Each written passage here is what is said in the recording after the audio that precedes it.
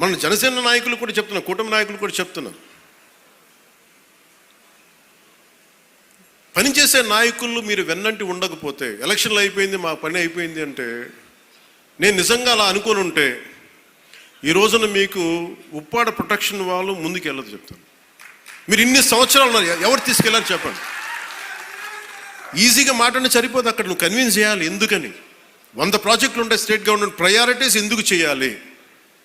ఇలాంటి 1053 కిలోమీటర్లు ఆంధ్రప్రదేశ్ మొత్తం ఉంటే, అలాంటిది మొత్తం గుజరాత్ నుంచి అన్ని తీర ప్రాంతాలు, బెంగాల్ అన్ని తీర ప్రాంతాలు, తమిళనాడు, కేరళ ఉంటే ఇలాంటి సముద్రపు కోత గురవుతూనే ఉంటాయి. కానీ మీకే ఎందుకు ఇవ్వాలి అని సెంట్రల్ గవర్నమెంట్ అడుగుద్ది. ప్రత్యేకత ఏంటని, అది మన కన్విన్సింగ్ ఆర్గ్యుమెంట్.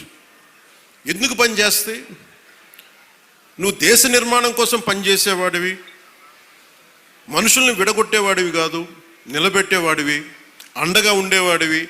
ఇన్ని చూసిన తర్వాత దానికి తోడు హేతుగా చెప్పాలి, రేషనల్గా చెప్పాలి. ఎందుకు ఇది చేస్తున్నావు అంటే దానికి వాళ్ళు ఆలోచించి, లేదు ఇవన్నీ బాగున్నాయని చెప్తారు. ఇంత కష్టం ఒకటి అచీవ్ చేయటం.